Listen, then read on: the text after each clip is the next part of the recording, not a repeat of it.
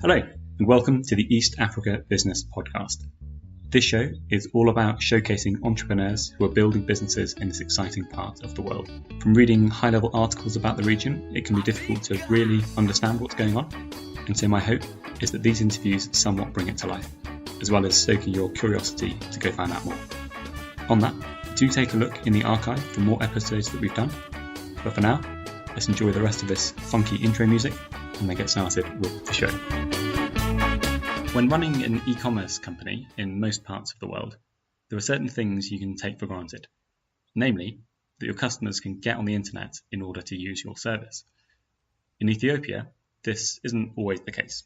The country regularly has power outages, meaning the population are without electricity and businesses are forced to adapt. Even when the lights are off though, people want food, and part of the reason that Deliver Adidis is still in business is that they have had the creativity and tenacity to overcome such issues. Feleg and I discuss how they created offline procedures for his online company, attracting investors in a nascent climate, and the steps they take to onboard restaurants to their platform. It also involves going and checking the toilets, which I thought was particularly interesting. In any case, it's a great insight into business in Ethiopia, and so I really hope that you enjoy. Cool. So I'm here today with Feleg from Deliver Adidis. Feleg, welcome to the show. Thank you. Thank you for having me. Cool. So just to get us started, can you tell us a bit about you and a bit about Deliver Adidis? Sure. So I was born and raised in the U.S. to Ethiopian parents. Spent college, high school, elementary school, all those years in the U.S. And after graduating university, went to work at the Federal Reserve for a couple of years. And then decided, I wanted to move to Ethiopia and create opportunities for young people in technology. And so after a couple of startups and doing this and that, realized that I got hungry pretty frequently and I didn't want to go out to get food all the time, nor did I want to learn how to cook. So I thought starting the first food delivery service in Ethiopia would be the best way to alleviate that challenge. And here we find ourselves. Excellent. So solving your own problem. Exactly. And so why didn't you go for cooking lessons?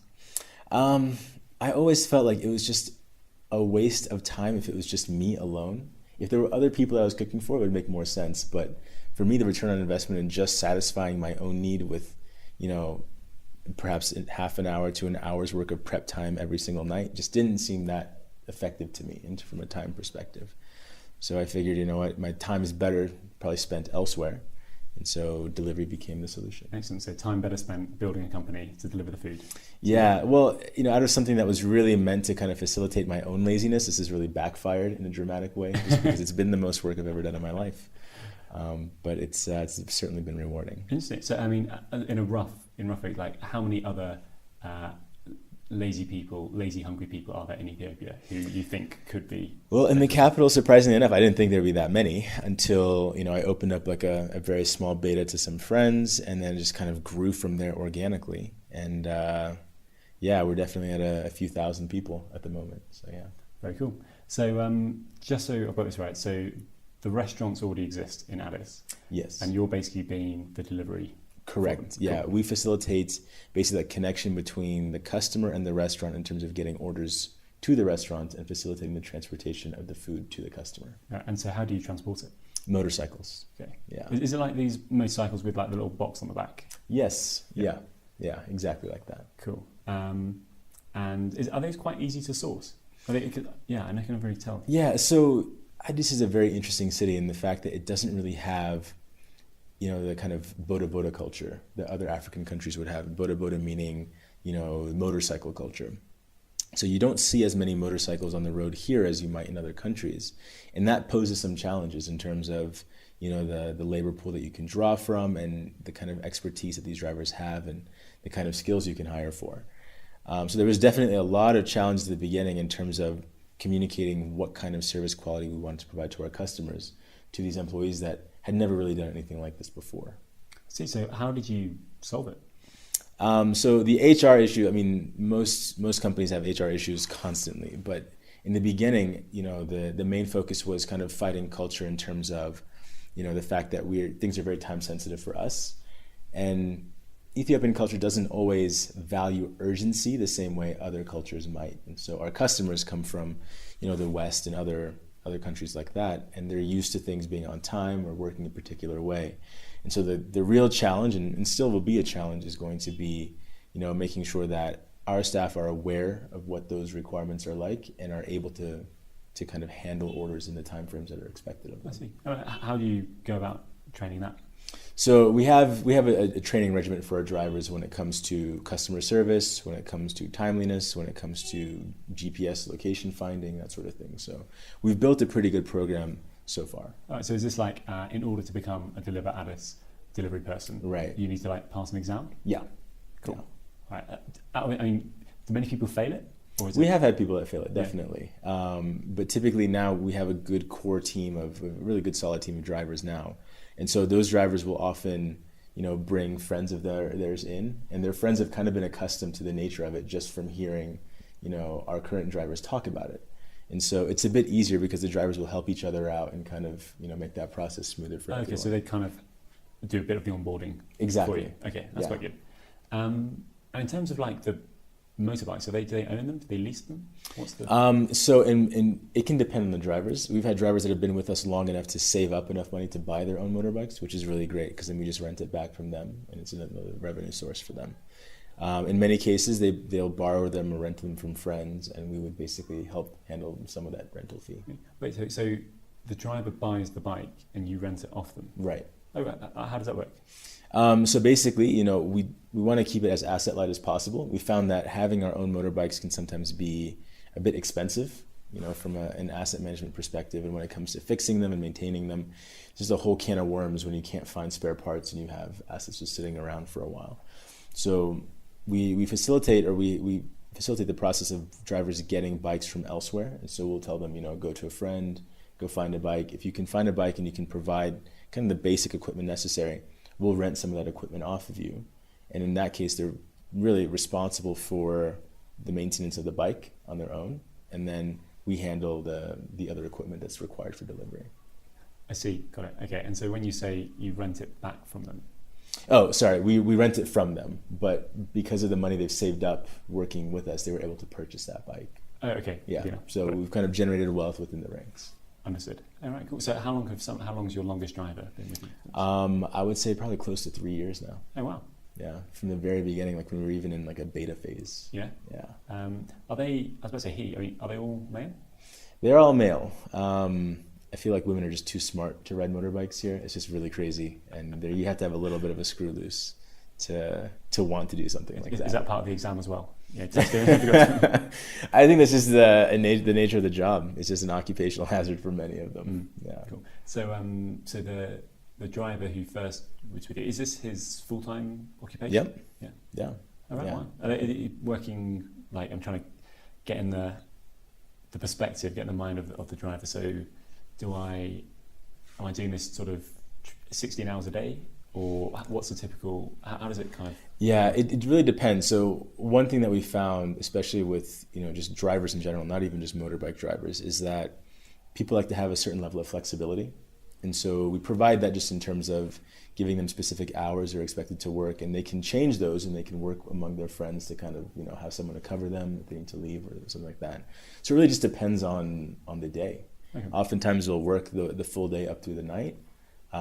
Sometimes they'll have to leave a little bit early and another friend of theirs will cover for them, that sort of thing. All right, so you, from Deliver Adidis' perspective, you kind of have like a rota of like, we must have coverage over these times. Right. Okay. Yeah. And so is it that, how is that bit organized? Is it sort of like sending out a text message saying someone doing it? Or like? No, the drivers will sort it out themselves. So we have a lot of faith in the drivers, and they understand if they're expected to show up on a certain day for a particular number of hours, either they're there or they find someone to cover. And they'll talk to the operations manager, and the ops managers might help them try to find someone if they can't. I see, but sort of in Deliver Adidis HQ, you're like, we need to make sure we've got 20 drivers on call. Right. Cool, that makes sense. All right. What's been the reception from the restaurants?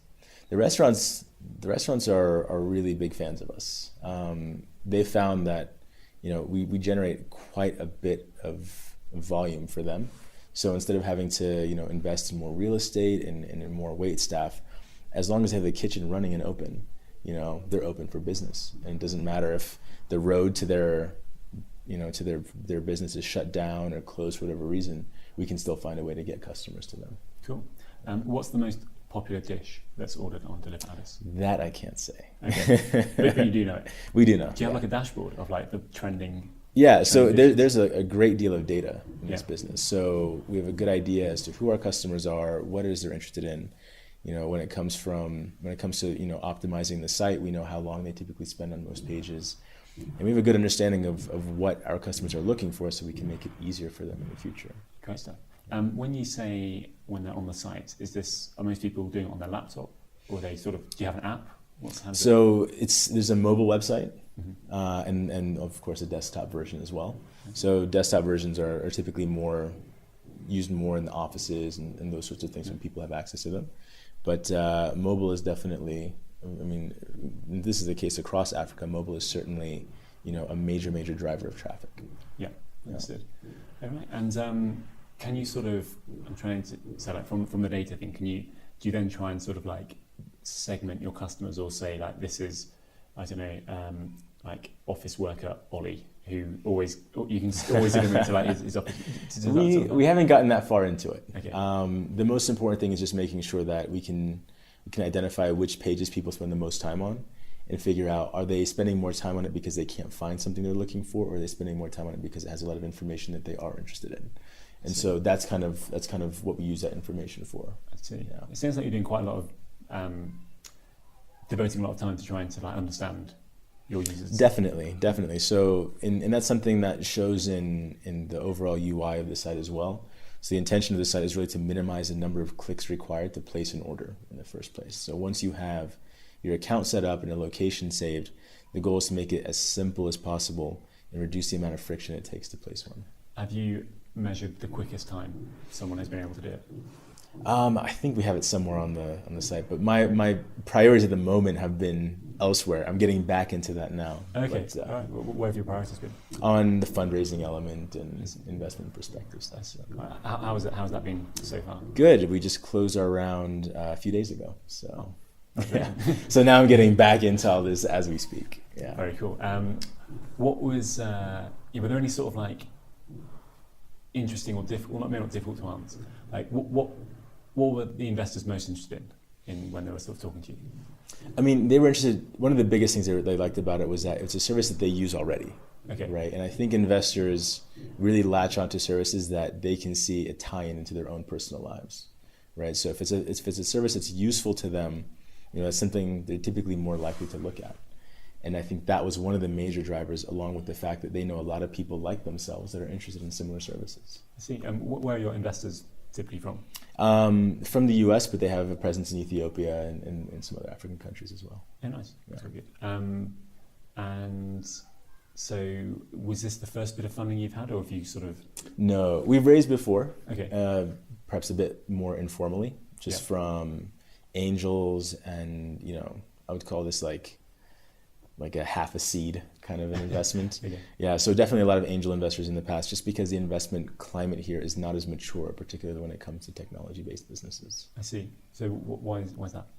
Well, there's a lot of challenges in ICT companies here. If you look at the fact that we've been cut off from the internet multiple times, like the entire country has been shut off. That's kind of a major detractor for investors to say, well, what happens if you don't have any internet and you're an e-commerce business? What do you do? And that's a situation that we found ourselves in a number of times. What do you do?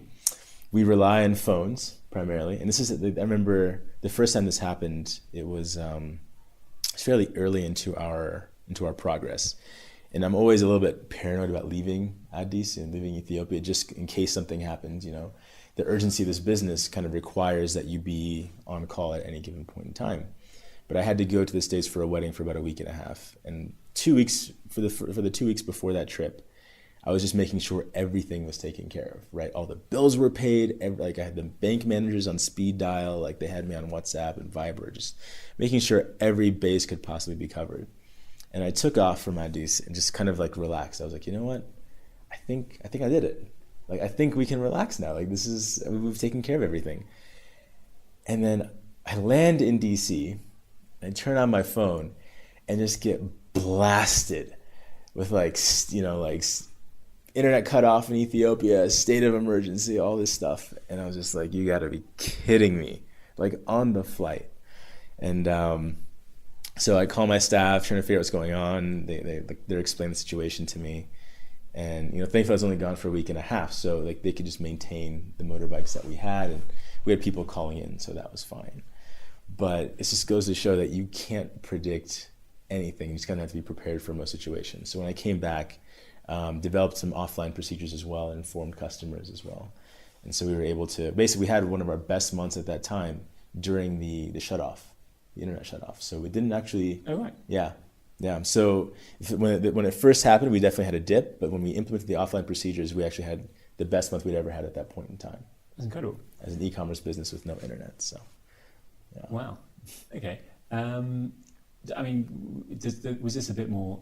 What I'm trying to get at is, if I'm sat at home wanting to deliver food and there's no internet, how would I?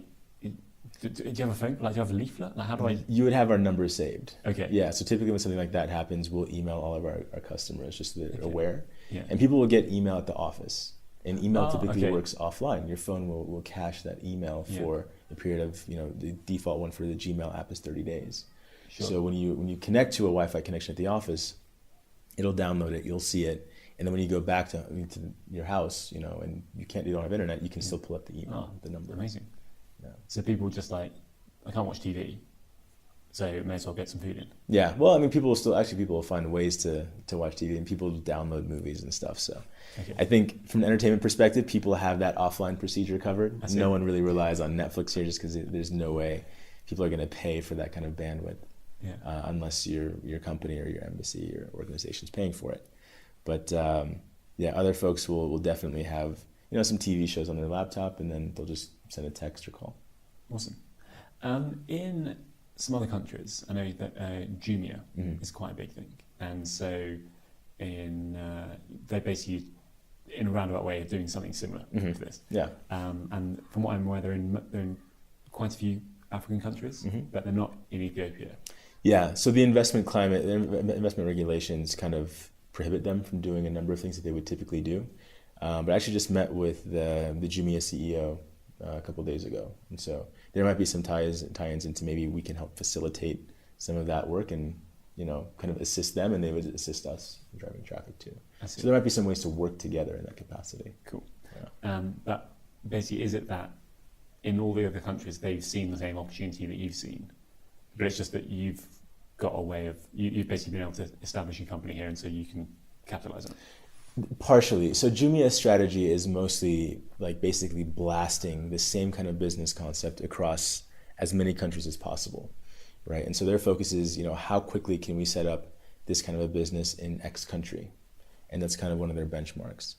That doesn't always translate well in every country. There are a number of countries where they just haven't done too well and they've had to shut down, And so there's pros and cons to the approach of being able to basically think of it as like a VC for a business idea. They'll throw that business idea or scatter it across a number of different countries and see what sticks to the wall. But that's not always the best approach if you're resource limited. And so sometimes if you're resource limited, you tend to be a bit more creative about how you approach solutions and can tailor things a bit more effectively. I see. So do you feel that you've had to tailor things a bit more to the Ethiopian context? Yeah. I would say, certainly there's room to grow and there's more to do, but definitely like the fact that we're still here is a testament that we're doing something right, and the hope is that we can continue to do so. Very good. What are some of the non-obvious things which might sort of? Yeah. It's a great question.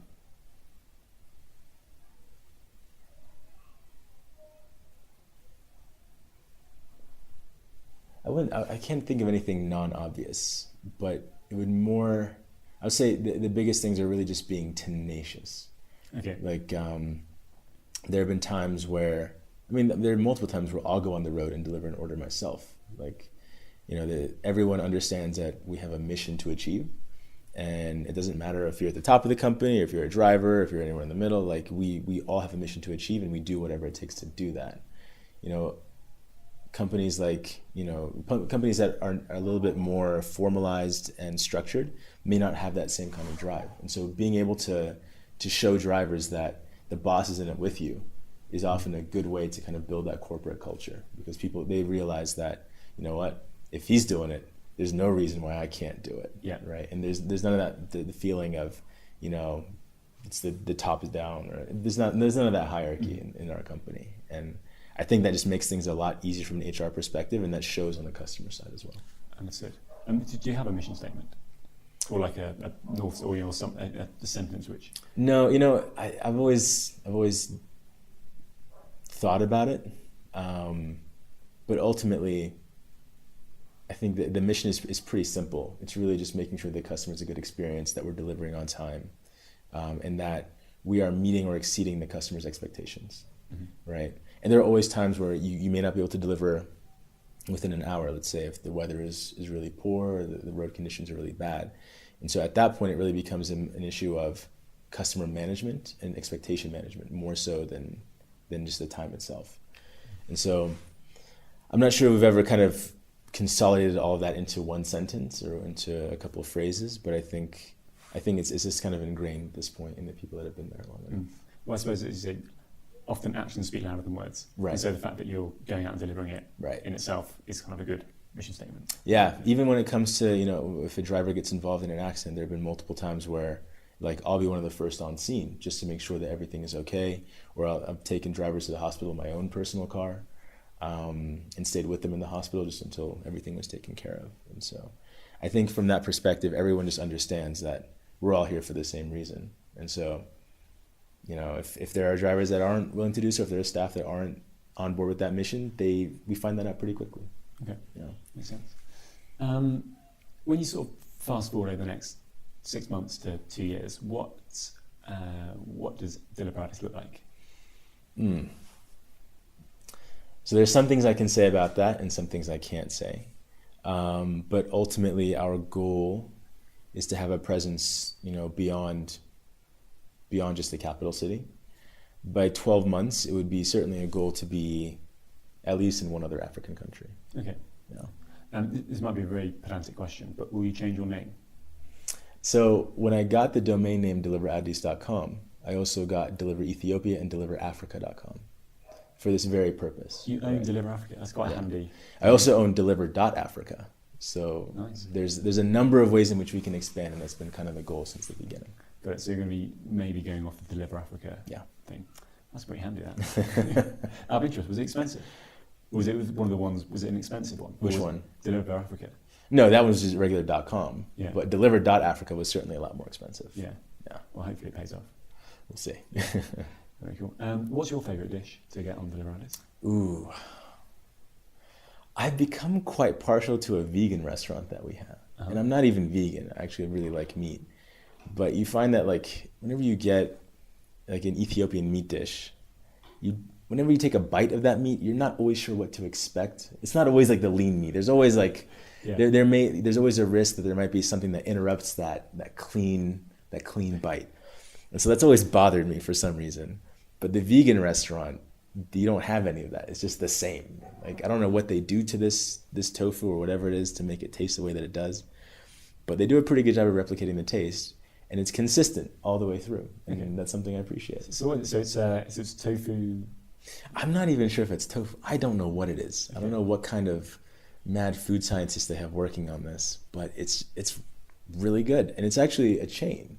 It's like a chain, I think, based out of Taiwan or some Asian country. But they've really done well in adapting it to local tastes. And so I've heard some Ethiopian people say that, their Ethiopian food is probably the best that they've had. No way. I'm not joking. Yeah, right. It's crazy. And the prices are super reasonable. Cool. I mean, what's super reasonable? Like under 100 birr. Okay, and that's about $4? Yeah. Okay. Yeah. That's what. How much did it cost to then get delivered to you? We charge about 60 birr, so about 3, something like that. Yeah. Okay. And then, do you just make money from the delivery cost, or do you also make it on the other side? At the moment, yeah. Okay, it's just on the delivery. Yeah. Cool. So I know that, I think, what is it? Yeah, so I think Deliveroo or something, don't they also... Yeah, they'll take from the restaurant as well. And that's something that we'll probably introduce in the near future. But really the goal is making sure that we have a quality list of restaurants on the website. And that's the number one priority. And it can be really tough to onboard, restaurants that people really like when you have that. And for us, we just want to get things moving as quickly as possible. So if we can prove that value to those restaurants, then in the future we'll be better prepared to take that. So you make it like a no-brainer, right, for these restaurants. Right. Cool. How long does it take to onboard a restaurant? Is it just like, I've always wondered this, is it like download the menu? Like how does it? Yeah, so there's actually a number of criteria that we go through before we add a restaurant. And we have a pretty solid queue of restaurants that have been vying to be added, but we have some criteria that we look for just to make sure that they can provide a certain level of quality and that the owners are engaged in the business. And once we have that, it really just depends on how keen the owners are and how much time they can afford to devote to kind of this onboarding process. Once it's onboarded, it's really simple, but it's always a process of making sure the prices are correct, that we have the right menu items in place, and that we have the right information for them. I see. And when you're going to these restaurants and you're saying, look, this is a time commitment, what do you say? Is it going to take 2 hours, 10 hours?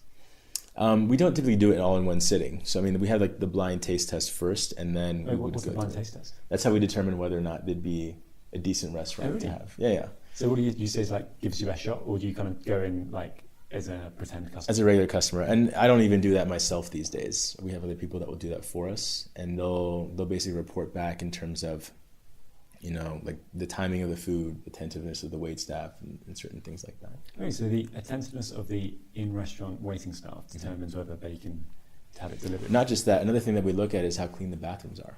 Okay. Because that typically indicates, how involved the owners are. Most of these owners have had experience in other countries, have lived in other countries.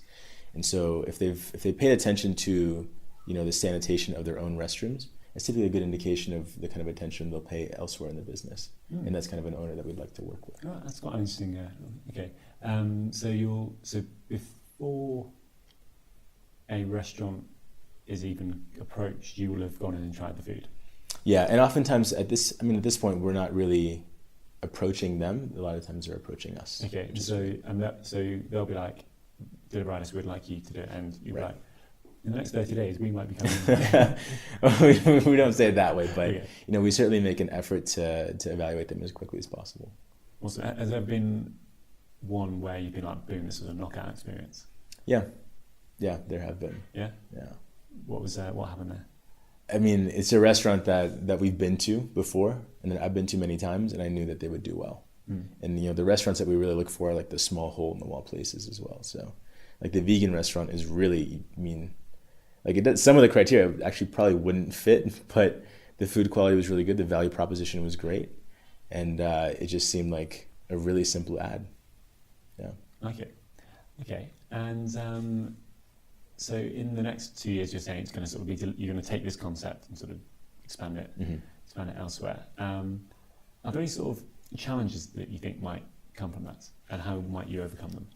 I think a lot of the challenges I've been looking at are just technology-based challenges, just because I am an IT person, and for those challenges, Ethiopia is really oftentimes the worst-case scenario when it comes to telecom and infrastructure reliability. So from that perspective, whatever we build, here in Ethiopia, and it works here in Ethiopia, will certainly be useful anywhere else in the world. And so from that perspective, it's like trial by fire. Got it. Right? And so if you can make it through that, you can make it through anything. But in every country, there will always be cultural differences that you need to be, attuned to. And those are the things that, may cause us to choose a country over another based on, how simple is it to, how close to Ethiopia is that culture? And is that something that we can address pretty simply? Got it. And the tech involved, where's that being done? So I manage all the servers myself. We used to use a bunch of cloud solutions and things like that, but I found with the internet connectivity being what it is, it really helps just to basically own that entire chain. And so, a lot of the servers are based out of Ethiopia, just in data centers in Europe and the US, just for the sake of reliability. Cool. And you have a development team? Just me. Just you? Wow, you've done it all. Wow. In the beginning, we outsourced a little bit of the work, but all the UI and UX I've done. All the back-end stuff I still do. All the device management I still do as well. Server inventories. Right, so this is why you need some investment so you can get some help. Yeah. Very cool. And so for people listening at home, how can they find out more about Deliver Adidis, or indeed order a meal? Yeah, well, if you're not in Ethiopia, unfortunately, it's a little bit tough to try our service. We don't deliver internationally, unfortunately. It's a little tough in under an hour. But certainly our website is a good place to look at kind of the restaurants that we have and the diversity of cuisine that we have. But we've also been in a few other news articles, and so I think if you search for our company name, you'll find some interesting stuff about us on the BBC World Service and African Business Magazine. So what did the World Service? What was that like? Oh, it was great. They came and they actually recorded part of the segment on the back of one of our motorbikes as the driver took them around.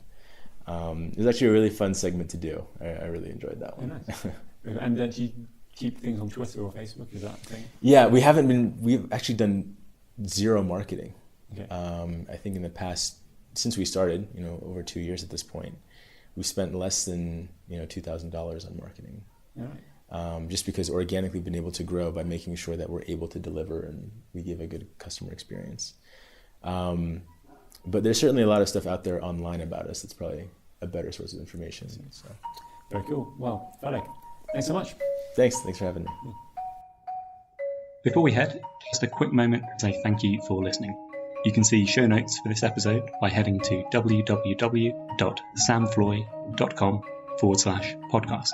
That's samfloy.com/podcast. If you'd like to learn more about the podcast and stay updated on future episodes, as well as a few other things like behind the scenes pictures, then please check out our Facebook page. Search for the East Africa Business Podcast and you can like it from there. Finally, if you felt this was a good episode, then please do leave a rating for the show on iTunes or wherever you get your podcasts. It helps others like you find the show, and I, for one, would really appreciate it. In any case, have a great week and speak to you soon.